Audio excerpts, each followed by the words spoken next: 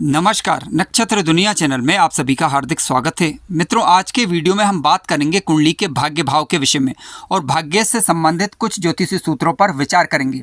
आज के वीडियो के माध्यम से आप ये समझ पाएंगे कि जीवन काल में भाग्य का साथ देना कितना महत्वपूर्ण है। आज का वीडियो आपको ये समझने में भी मदद करेगा कि भाग्येश के अलावा वह कौन सा ग्रह है जो भाग्येश के समान फल देने की चेष्टा करता है। इसके अलावा आप ये भी जानेंगे क्या पापक ग्रह भाग्य भाव में अच्छा फल देते हैं अथवा नहीं देते। भाग्य भाव में चतुर्ग्रही योग किस प्रकार का फल देता है, इसे भी जानेंगे। भाग्य भाव पर यदि दूसरे ग्रह दृष्टि प्रभाव डालें तो किस प्रकार के फल देखने को मिल सकते हैं। भाग्य भाव का मजबूत होना क्यों आवश्यक है, इसे भी आज के वीडियो में हम विस्तार पूर्वक जानेंगे। यदि आप चैनल पर नए हैं तो चैनल को सब्सक्राइब अवश्य करें। वीडियो ज्ञानवर्धक लगे तो लाइक भी करें। आइए शुरू करते हैं। मित्रों, कुंडली का नवम भाव जिसे हम भाग्य भाव के नाम से जानते हैं, भाग्य भाव से हम धर्म कर्म का विचार करते हैं, जीवन में धार्मिक यात्राओं का विचार करते हैं। पिता का विचार भी कई बार हम कुंडली के 90 भाव से भी करते हैं और कुंडली के 10वें भाव से भी करते हैं। कुंडली का भाग्य भाव यदि मजबूत है, यानी शुभ ग्रहों के प्रभाव में यदि ये भाव है और भाग्येश ग्रह यदि कुंडली में मजबूत होकर, स्वक्षेत्री होकर, मित्र क्षेत्री होकर अथवा उच्च राशि का होकर केंद्र या त्रिकोण के घरों में बैठा हुआ हो तो कहा जा सकता है कि जातक का भाग्य प्रबल है, जातक का भाग्य साथ देगा। हालांकि इसके लिए कुछ बातें महत्वपूर्ण हैं जिनकी चर्चा अभी हम सूत्रों के माध्यम से करेंगे। यदि भाग्य भाव मजबूत हो तो किए गए प्रयासों का लाभ आसानी से मिल जाता है, यानी जातक कर्म करेगा उसका लाभ उसे आसानी से मिल जाता है। यदि कुंडली का भाग्य भाव कमजोर हो जाता है या भाग्येश कुंडली में कमजोर हो जाता है या पापक ग्रहों की दृष्टि कुंडली के नवम भाव पर पड़ जाती है, विशेष रूप से शत्रु दृष्टि या नीच दृष्टि पड़ जाती है, तो ऐसी स्थिति में भाग्य कमजोर होगा और जातक को अधिक परिश्रम जीवन काल के दौरान करना पड़ सकता है। ठीक है, तो हालांकि कर्म महत्वपूर्ण है, जातक जो कर्म करेगा उसका फल ही उसे आगे जाकर मिलता है, ये सत्य है। लेकिन यदि भाग्य भाव मजबूत है, भाग्येश मजबूत है तो किए गए प्रयासों का लाभ शीघ्रता से और आसानी से प्राप्त हो जाता है। इसलिए कुंडली का भाग्य भाव मजबूत होना आवश्यक है। अब भाग्य भाव में जो राशि का अंक लिखा रहता है उसके स्वामी ग्रह को ही भाग्येश कहा जाता है, जैसा आप जानते हैं। यदि भाग्येश ग्रह कुंडली के 6ठे भाव में आकर बैठ जाए तो इसे ठीक नहीं कहा जा सकता, विशेष रूप से शत्रुग्रही होकर या नीच राशि का होकर, या कुंडली के 8वें भाव में भाग्य भाव का स्वामी बैठ जाए या कुंडली के 12वें भाव में भाग्य भाव का स्वामी बैठ जाए तो कहीं ना कहीं ये भाग्य को कमजोर करता है और इसे किसी भी दृष्टि से ठीक नहीं कहा जा सकता। हालांकि संपूर्ण बातों पर ध्यान देना आवश्यक है, जिसकी चर्चा अभी हम सूत्रों के माध्यम से करने वाले हैं। तो आइए समझते हैं। मित्रों, भाग्येश से संबंधित आज का पहला सूत्र इस प्रकार से है। यदि भाग्य भाव का स्वामी भाग्य भाव में ही मजबूत होकर बैठ जाए और उस पर कहीं से भी गुरु की मित्र दृष्टि पड़ जाए तो ऐसा जातक प्रबल भाग्यशाली होता है। किए गए प्रयासों का लाभ शीघ्र जातक को जीवन काल के दौरान प्राप्त होता है। कम मेहनत करने पर भी अधिक फल की प्राप्ति ऐसे जातकों को प्रायः हो जाया करती है। आइए उदाहरण के माध्यम से चीज़ों को समझते हैं। देखिए, समझने के लिए मैंने यहाँ पर एक वृश्चिक लग्न की कुंडली का सहारा लिया है। अब वृश्चिक लग्न की कुंडली में आप जानते हैं भाग्येश ग्रह बनते हैं चंद्रमा। यदि चंद्रमा अपने ही घर यानी भाग्य भाव में मजबूत होकर बैठ जाएं, जो कि ऑलरेडी बैठे हुए हैं। अब आप यहाँ पर देख सकते हैं कि गुरु ग्रह जो कि स्वग्रही होकर कुंडली के 5वें भाव में बैठे हुए हैं, अपनी 5वीं दृष्टि से चंद्रमा को देख रहे हैं। एक तो चंद्रमा बलवान होकर अपने घर में बैठे हुए हैं, ऊपर से गुरु की दृष्टि चंद्रमा पर पड़ रही है। तो अतः ये जातक प्रबल भाग्यशाली होगा। किए गए परिश्रम का लाभ शीघ्र ही जातक को प्राप्त हो, इस बात की प्रबल संभावना बनती है। या कह सकते हैं कि भाग्य का लाभ उसे समय समय पर जीवन काल के दौरान प्राप्त होता रहेगा। मित्रों, भाग्य भाव से संबंधित आज का दूसरा सूत्र इस प्रकार से है। भाग्य भाव का स्वामी जिस राशि में होगा उस भाव का स्वामी भी भाग्येश के समान कार्य करता है, अर्थात भाग्योन्नति प्रदायक होता है। धर्म कर्मों की उन्नति होती है, जीवन में किए गए परिश्रम का लाभ मिल पाता है। आइए उदाहरण पूर्वक इसे समझने का प्रयास करते हैं। देखिए, समझने के लिए मैंने यहाँ पर एक तुला लग्न की कुंडली का सहारा लिया है। अब तुला लग्न की कुंडली में भाग्येश ग्रह बनते हैं बुध ग्रह। अब बुध ग्रह मित्र ग्रही होकर लग्न भाव में बैठे हुए हैं। अब शुक्र की बात करें जो कि लग्नेश बनते हैं, क्योंकि बुध ग्रह बैठे हुए हैं शुक्र की राशि में। अब शुक्र ग्रह मित्र राशि के होकर कुंडली के 5वें भाव में बैठ गए हैं। तो अतः इस जातक के लिए शुक्र ग्रह भी भाग्येश के समान फलदायक होंगे। जब कभी भी जातक को शुक्र की दशा अंतर्दशा आएगी तो जातक की भाग्योन्नति होगी, किए गए परिश्रम का लाभ जातक या जातिका को मिल पाता है। मित्रों, इस सूत्र को थोड़ा सा और समझने की आवश्यकता है।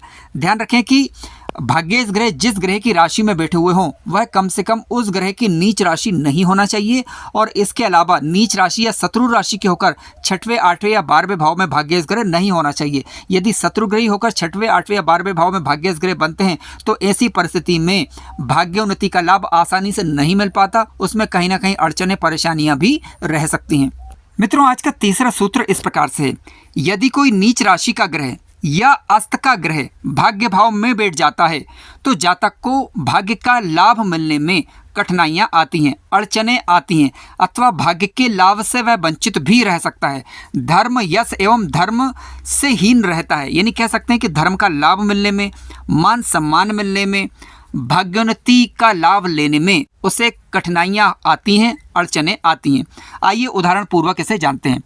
देखिए, यहाँ पर मैंने भाग्य भाव में मंगल को नीच राशि का बताया है, क्योंकि मंगल कर्क राशि में नीच राशि के होते हैं। उसी प्रकार से बुध ग्रह की बात करें तो बुध ग्रह मीन राशि में नीच के होते हैं। शनि ग्रह की बात करें तो शनि ग्रह मेष राशि में नीच के होते हैं।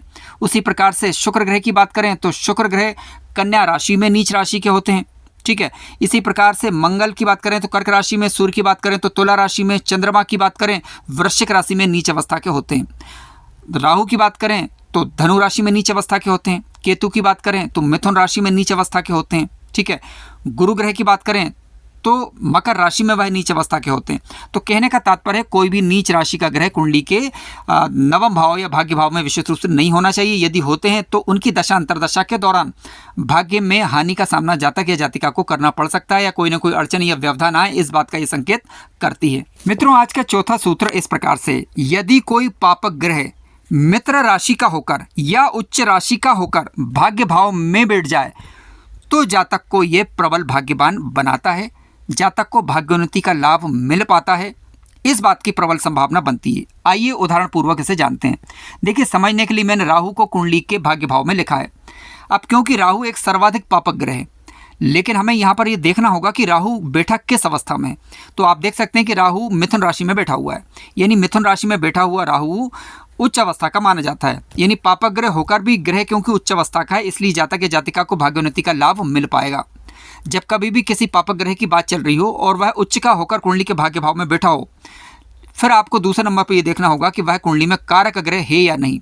यदि कुंडली में वह कारक ग्रह भी बन जाता है, पापक ग्रह होकर उच्च राशि का होकर यदि बैठ जाए भाग्य भाव में, तो निस्संदेह जातक को भाग्य का लाभ मिल पाता है। अब इस उदाहरण की यदि हम बात करें तो इस उदाहरण में आप देख सकते हैं कि राहु ग्रह उच्च अवस्था के होकर बैठे हुए हैं, और राहु ग्रह क्योंकि तुला राशि में, तुला लग्न में तुला लग्न में कारक भी होते हैं और उच्च अवस्था के होकर बैठे हुए हैं, तो इसलिए इस जातक या जातिका को भाग्योन्नति का लाभ मिल पाएगा। यदि नवम भाव में उच्च राशि का, स्वराशि का या मित्र राशि के गुरु बैठे हुए हैं, फिर से सुनिए, यदि कुंडली के नवम भाव में स्वराशि के, उच्च राशि के या मित्र राशि के गुरु बैठे हुए हैं और बलवान सूर्य की दृष्टि से दृष्ट हों, तो ऐसा जातक राजा के समान सुख भोग करने वाला, शासन प्रशासन में अच्छे पद प्राप्त करने वाला, धर्मानुसार आचरण करने वाला या जनता का प्रतिनिधि होता है। इस बात की प्रबल संभावना बनती है। हालांकि अन्य ग्रहों की स्थिति भी शुभ होना चाहिए, लेकिन रहा सवाल गुरु की इस प्रकार की स्थिति का, तो निस्संदेह इस प्रकार की स्थितियां निर्मित करते हैं। आइए उदाहरण पूर्वक इसे जानने का प्रयास करते हैं। देखिए, समझने के लिए मैंने यहाँ पर एक वृश्चिक लग्न की ही कुंडली ली हुई है। अब वृश्चिक लग्न की कुंडली में आप देख सकते हैं कि गुरु कुंडली के नवम भाव में बैठे हुए हैं। अब कुंडली के नवम भाव में गुरु ग्रह कारक ग्रह भी हैं और उच्च राशि के होकर बैठे हुए हैं, और जो कि सूर्य की 7वीं दृष्टि से दृष्ट हैं। अतः कहा जा सकता है कि जातक धर्मानुसार आचरण करने वाला हो, जनता का प्रतिनिधि हो, या लग्नेश की स्थिति कुंडली के अंदर यदि मजबूत है तो जातक उच्च पद प्राप्त करने वाला हो। इस बात की संभावना से इंकार नहीं किया जा सकता। मित्रों, भाग्येश से संबंधित आज का छठा सूत्र इस प्रकार से, यदि भाग्येश ग्रह मित्र राशि के होकर, स्वराशि के होकर या उच्च राशि के होकर गुरु ग्रह के साथ बैठ जाएं और भाग्य भाव शुभ ग्रहों के प्रभाव में हो, तब भी जातक प्रबल भाग्यशाली माना जाता है। जातक को भाग्य का लाभ समय समय पर मिल जाता है। आइए उदाहरण पूर्वक इसे जानने का प्रयास करते हैं।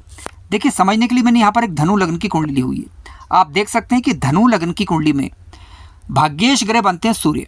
अब सूर्य ग्रह मित्र राशि के होकर कुंडली के लग्न भाव में बैठे हुए हैं, यानी धनु राशि क्योंकि उनकी मित्र राशि है, और सूर्य और गुरु आपस में नैसर्गिक रूप से भी मित्र हैं। ठीक है, और दोनों बैठे हुए हैं कुंडली के लग्न भाव में। अब दोनों मित्र ग्रह क्योंकि लग्नेश भी बैठे हुए हैं, साथ साथ भाग्येश भी बैठे हुए हैं और गुरु के साथ उनकी मित्रता भी है, तो अतः कहा जा सकता है कि जातक या जातिका को भाग्य का लाभ जीवन काल के दौरान मिल पाएगा। मित्रों, भाग्य भाव से संबंधित आज का 7वां सूत्र इस प्रकार से, यदि किसी कुंडली में 4 बलवान ग्रह जो कि स्वक्षेत्री, मित्र क्षेत्री या उच्च राशि के होने चाहिए, बलवान होकर यदि कुंडली के भाग्य भाव में बैठ जाएं तो जातक को समस्त प्रकार के धन धान्य से युक्त करते हैं, संपत्ति से युक्त करते हैं, मान सम्मान और यश जीवन काल के दौरान प्राप्त होता है, किए गए परिश्रम का लाभ मिल पाता है, भाग्योन्नति का लाभ भी मिल पाता है। आइए उदाहरण पूर्वक इसे जानते हैं। देखिए, समझने के लिए मैंने यहाँ पर एक कर्क लग्न की कुंडली का सहारा लिया है। अब कर्क लग्न की कुंडली में आप देख सकते हैं कि कुंडली के 90 भाव में राशि का अंक आता है 12, यानी मीन राशि, जिसके स्वामी ग्रह बने गुरु। अब गुरु क्योंकि यहाँ पर स्वयं भाग्येश हैं और भाग्येश होकर भाग्य भाव में बैठे हैं, तो ये अपने आप में एक प्रबल राजयोग वाली स्थिति है। दूसरी बात करें तो सूर्य ग्रह की। अब सूर्य ग्रह क्योंकि यहाँ पर हालांकि द्वितीयस बनते हैं, लेकिन ये मित्र राशि के होकर बैठे हुए हैं गुरु के साथ, और सूर्य गुरु में आपस में नैसर्गिक रूप से मित्रता है। ठीक है, चंद्रमा की बात करें तो चंद्रमा भी लग्नेश होकर मित्र राशि के होकर भाग्य भाव में बैठे हैं, तो ये भी श्रेष्ठ स्थिति है। इसके अलावा शुक्र ग्रह की बात करें तो शुक्र ग्रह यहाँ पर उच्च राशि के होकर भाग्य भाव में बैठे हुए हैं, तो अतः बेहद ही शुभ संयोग बना। तो सूर्य, गुरु, चंद्र और शुक्र चारों ग्रह यहाँ पर बैठे हुए हैं, जो कि जातक को भाग्योन्नति का न केवल लाभ देंगे बल्कि धन धान से युक्त भी करेंगे, समाज में मान सम्मान भी अच्छा होगा और इसके अलावा किए गए परिश्रम का लाभ मिल पाएगा। मित्रों, ध्यान रखिएगा कि मान लीजिए कोई ऐसा ग्रह आकर बैठ जाए जो कि भाग्येश का शत्रु ग्रह है या भाग्य भाव में जो बैठा हुआ है वह उसकी नीच राशि आ जाती है, तो ऐसी परिस्थिति में वह जो खराब ग्रह होंगे, नीच राशि वाले ग्रह, वह भाग्य भाव को खराब करने का भी प्रयास करते हैं। ऐसी परिस्थिति में आपको ये देखना होगा कि कौन से ग्रहों के पास बल ज़्यादा है। जिन ग्रहों के पास बल ज़्यादा होगा उनका प्रभाव आपको अधिक देखने को मिलेगा। मित्रों, कार्यक्रम ज्ञानवर्धक लगा हो तो लाइक करें, चैनल पर नए हो तो सब्सक्राइब भी करें। धन्यवाद।